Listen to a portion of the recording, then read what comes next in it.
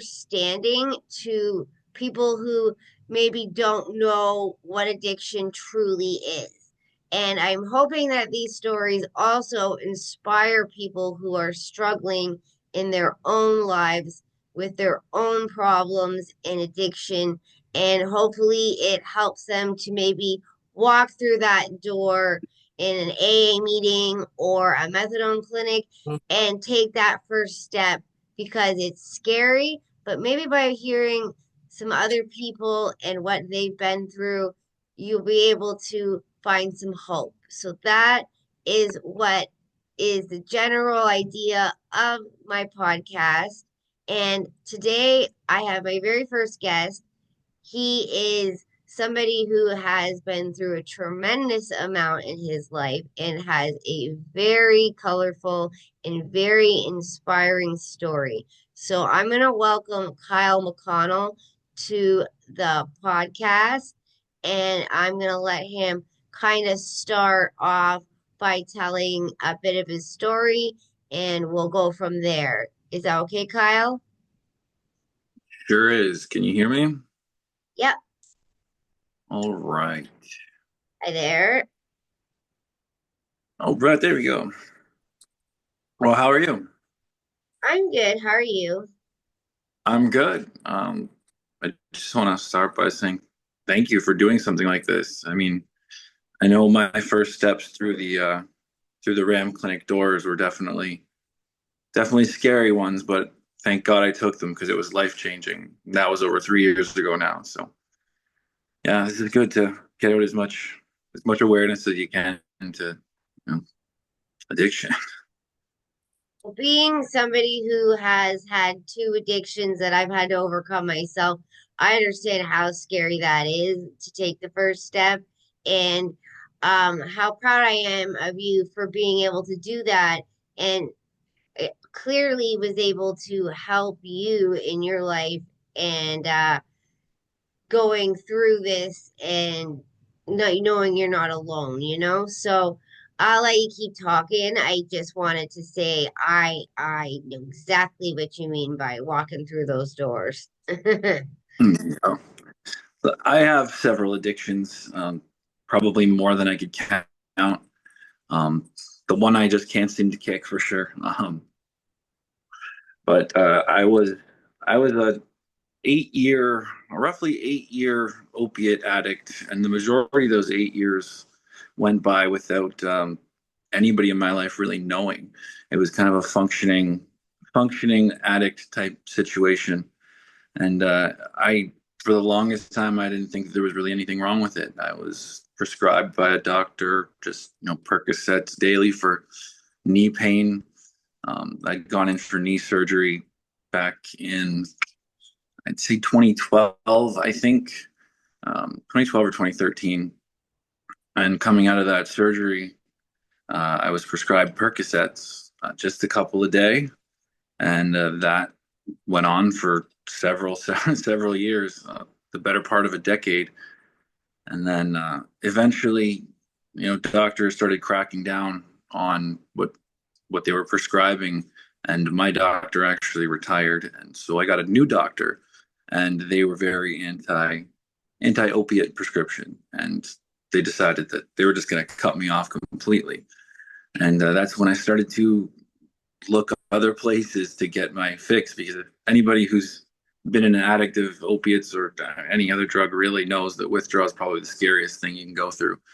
Um, Nothing feels worse. You just feel like a bag of trash, and it feels like it'll never end.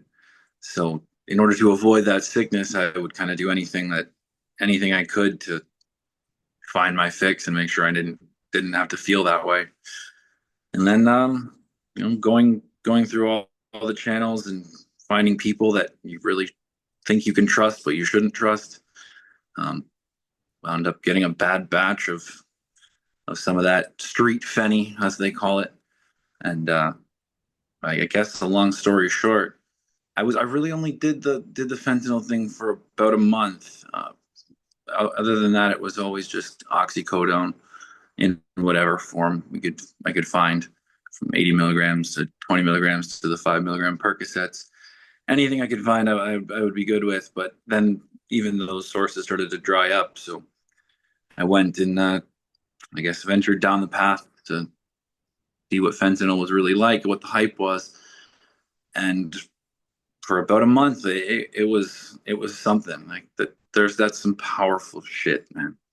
I agree. I've But done that drug myself, and it is a whole new ball game. And the thing with opiates too is they're way more expensive than the fentanyl. So, sometimes it's also you get into it because it's harder to afford the oxy than it is the fentanyl. And the fentanyl, like you said, is not always proper and you can't always trust the people you get it from. So I see where that can be not very good. it's a mixed bag. You don't know what chemist is doing what you're going to get in terms of one pressed pill to the next or one rock to the next. You never know what the hell you're going to get with that stuff and who's making it. God knows. But yes, the last batch that I ever did was the last batch I ever did.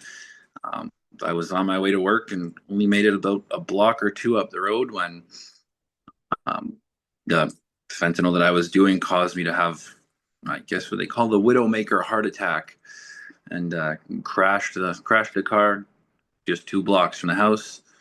And I didn't think I was having a heart attack or anything. I didn't really think anything was really wrong. I just kind of, I guess, nodded out. I don't know what happened. Next thing I knew, the airbags were off, and I had a telephone pole in my lap, and then um, walked back to the house and took a shower, and then the next thing I remember from there was waking up in the emergency room for a brief second, and just doctors around me. I think my sister was there for a little bit. It was so fuzzy. I don't really remember too much of what happened that day. And then I was in the hospital for 5 days. But I'd say the first 2 days of that were straight cold turkey. Not the doctors weren't giving me anything for in terms of opiates or for withdrawal. And for 2 straight days, I laid there just honestly wanting to die, but knowing there was still something to live for, being my family back at home with the two little ones and the wife. I knew that I couldn't stop fighting, and I knew right then and there that that was the end for what I was going to do with in terms of opiates. I was never going to go back to that. I Little did I know that the most life saving thing out there is actually Suboxone, which I'm still on to date, but a very very light mild dose now. But those first 2 days, I'm telling you, they were like two of the worst. I can't describe ever having felt worse. It was just 2 days strictly from the ferry from hell.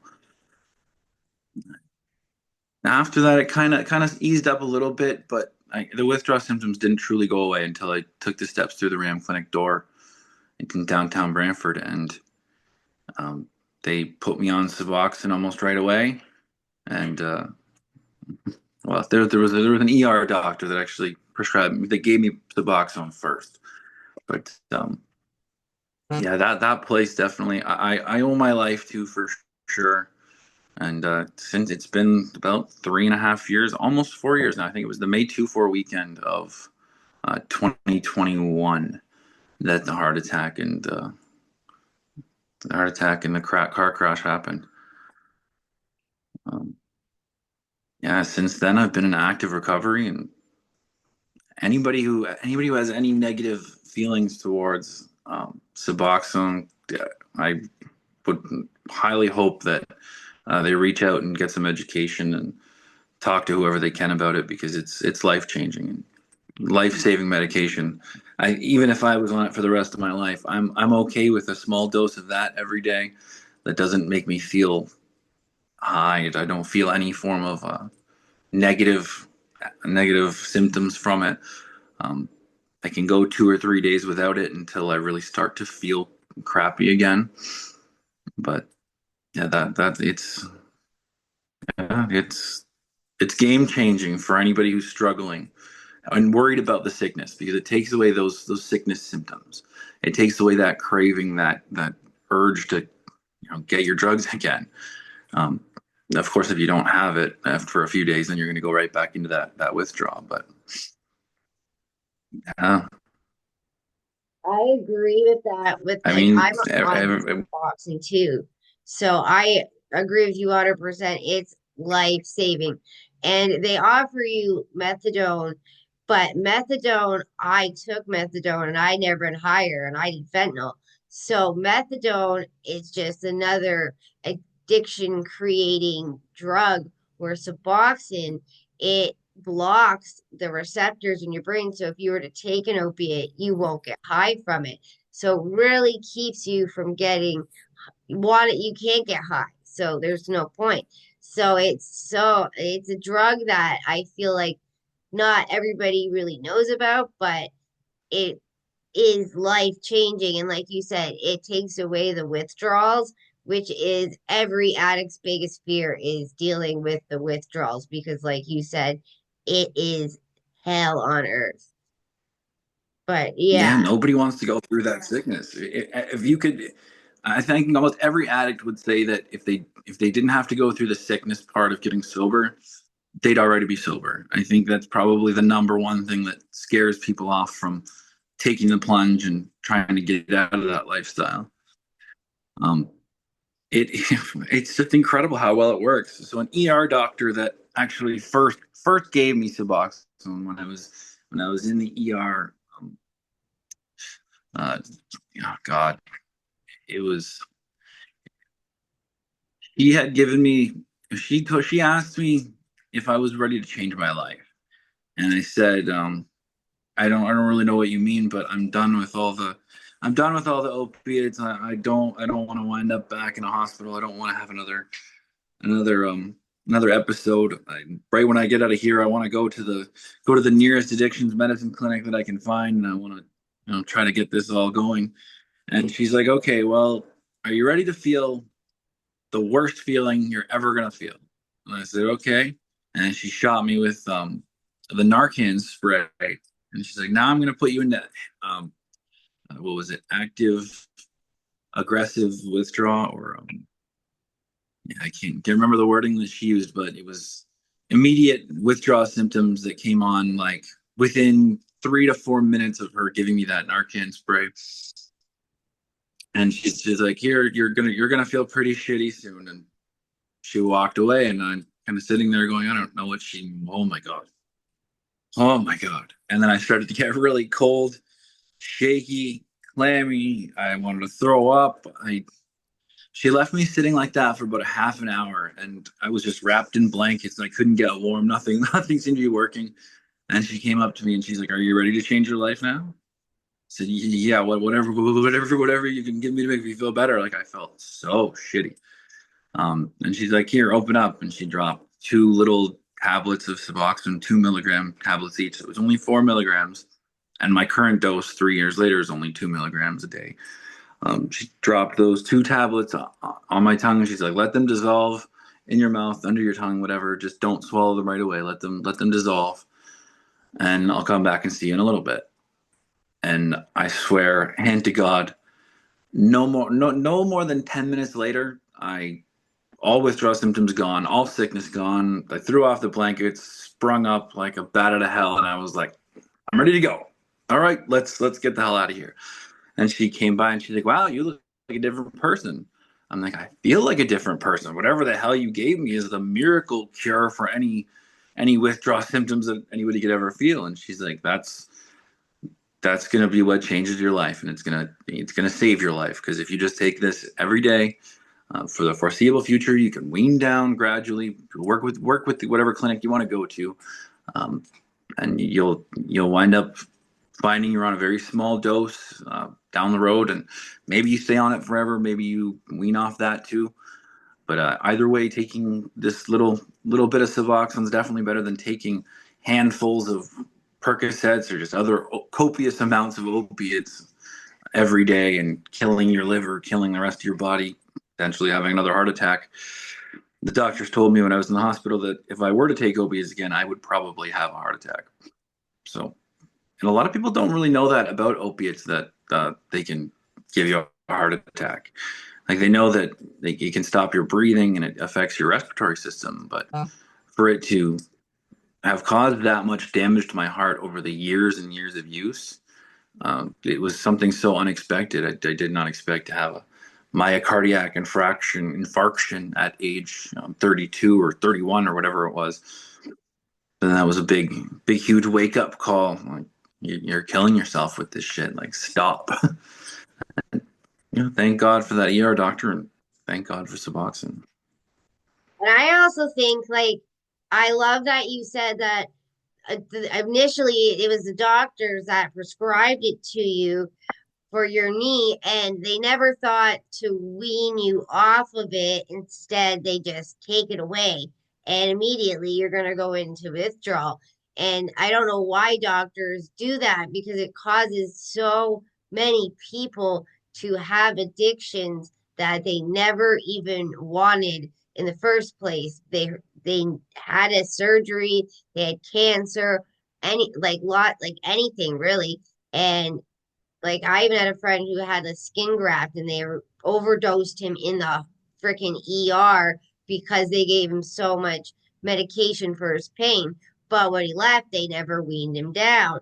And it's the same thing, right? And then all of a sudden you feel like you're dying because of the withdrawal. I know that feeling too. So I think that's why I like to say that everybody has an addiction because you could be anybody. It doesn't matter. You could have been the top lawyer in Canada, hurt your knee, and became addicted to opiates. It doesn't matter who you are. It's gonna happen because of what happened to you. It's not like you just sought out the opiates because you wanted to get high. You sought them out because you were in pain and they didn't help you. Like they didn't educate you about it either, which is another thing, right? So you're so lucky to be alive. And if you had perished, it would have been their fault because the doctors didn't help you. And thank God you walked through the clinic doors where the addiction doctors are smart enough to help you. It's a totally different. The doctors in an addiction clinic are totally different than family doctors, and they explain things and they explain what's prescribed and they explain the feelings of everything and why they're giving it to you. Where a doctor doesn't do that, and then you end up having these problems later down the line because it's not just opiates that are addictive. Like there's also mental health drugs because it's in your system. If you take it away right away, you're going to go through withdrawal no matter what drug it is. And that's how people end up addicts. And that's basically kind of the point of what I wanted to share on this podcast. So I love what you said because it really is what I wanted to get across to people is that it was not your intent to be an addict. It was not like you did it on your own free will. You hurt yourself. You were prescribed something and they did not help you taper off of it. They just took it away. And what else can you do? You don't want to feel like crap. And you also, it is a little bit scary to go to a clinic, especially when you're new to just going through that withdrawal process, like it's like the first time you go through it, you're not like, I'm going to go to the methadone clinic, right? It takes a while for you have to have something happen to you to make you really realize what's going on because you can take that medication and be functional. Like nobody, like you said, nobody even knew because it wasn't like it was something that was like affecting you to a degree of ruining your life, right? So it's so important to understand that. And there could be people that even you work with that sit next to you that could have the exact same issue. You wouldn't even know. And that's No, you have the no idea. thing. Yeah, you have no idea. And like being functional and being able to hold your job and having a decent job and nobody knowing about it, it's just, I feel there's so many more people out there like that. And what happened to you is so scary because, like you said, I didn't know that it could cause heart problems either, right? So there's just so much to it, especially with opiates, because there was a time where they were just handing them out, and now they're just taking them away, but they're not helping people taper off of them, which there's guides and like there's something called the Ashton method, and it is the way of tapering off of addictive medication. And doctors are supposed to use that for people on that medication, but the only doctors that actually use it are the ones that are specialized in addiction, which isn't fair because your family doctor before they retired should have tried to help you, you know. Instead, they didn't, right? Yeah. I think a lot of newer doctors, like the replacement doctor that I got in my family clinic, was not a new doctor. They weren't fresh out of med school. But I think a lot of the doctors that are coming fresh out of med school and resident doctors and stuff that sit in at clinics, they do have more of a focus and push in their education on how to deal with the opiate crisis because it's gotten so bad. So I think now there are some of the newer doctors that have more to pay more attention to that sort of thing, and they would know. Hopefully they begin to help people wean off of things instead of just cut them off. Because yeah, you could, like I said, 8 years of my life where nobody, like, other than people in my very very very close circle that I'd known for most of my life, actually ever had a clue that I was taking anything. And it wasn't a problem until it became a problem. And then you just kind of suffer in silence, and you're going down the wrong path, going using the wrong channels to try to solve your problem. But also, like, I didn't have any education on Suboxone or methadone or any of those things before. Like when I was prescribed the drugs, I nobody'd ever told me how to get off them. They didn't explain that those resources were as available, as easily and readily available as they are. And then just all I really seen in the hospital in terms of help for recovering opiate addicts was this small little one-sided pamphlet that had the address and the phone number to the rapid addictions medicine clinic that I spoke about, the RAM clinic. And I'm glad I followed it, but it seemed so low budget and like nobody cared. It was just kind of this lady came in and threw this pamphlet at me and said, "Have a nice life." So I'm glad I picked up the phone and scheduled an appointment. And you don't even have to schedule an appointment with a clinic like that. You can just walk in, and their intake process is pretty quick. And for the first few months, you do have to go every day, and you have to make sure that you're testing.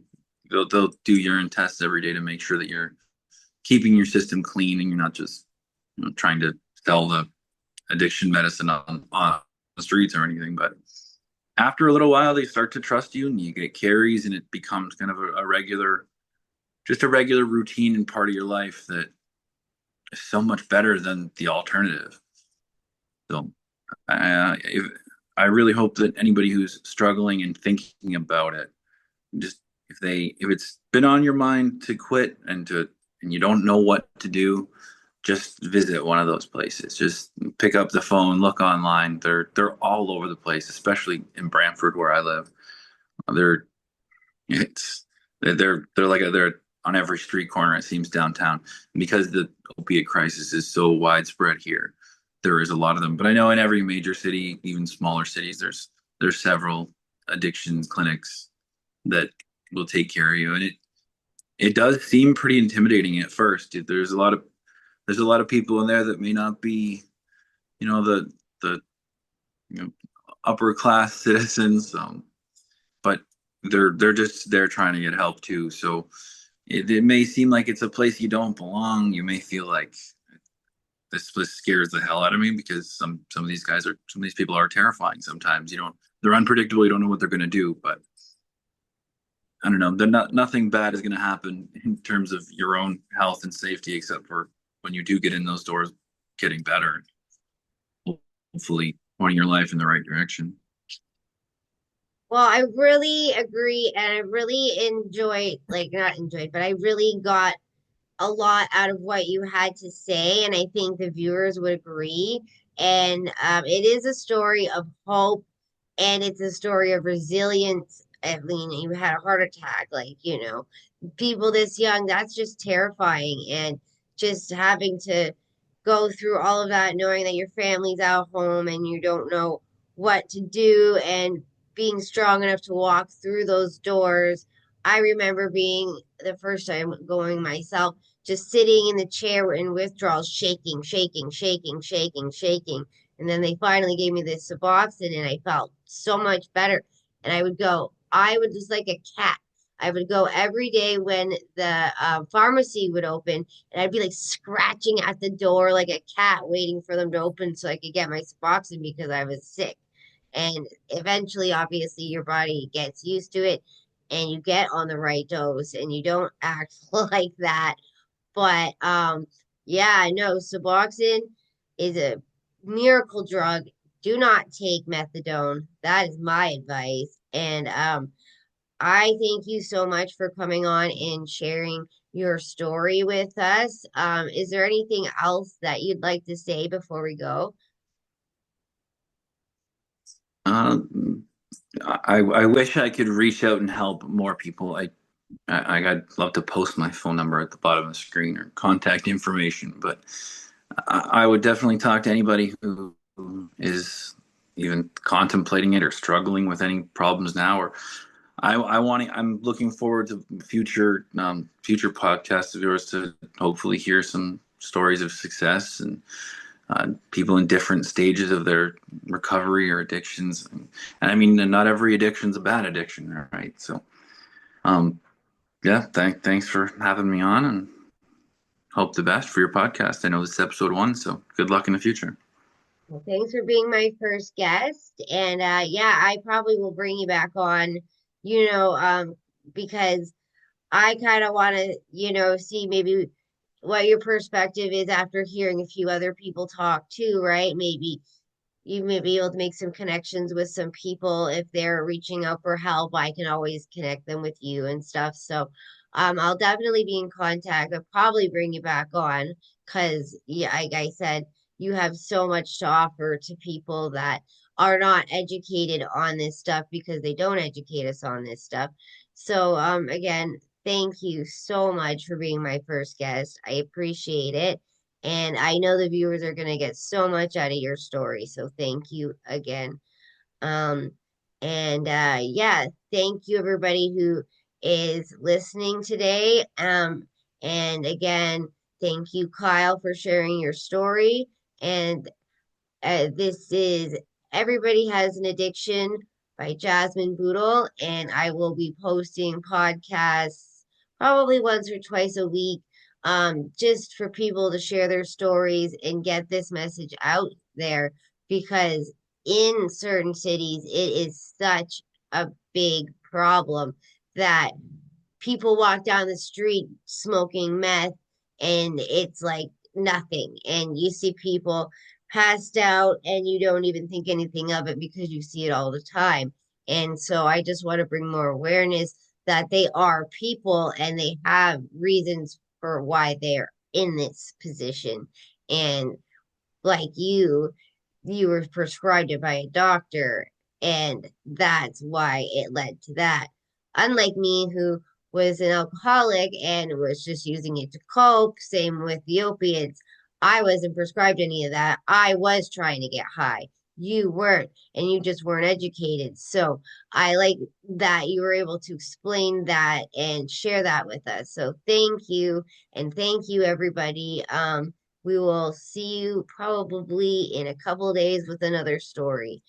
So yeah, have a nice day. Thanks, everybody.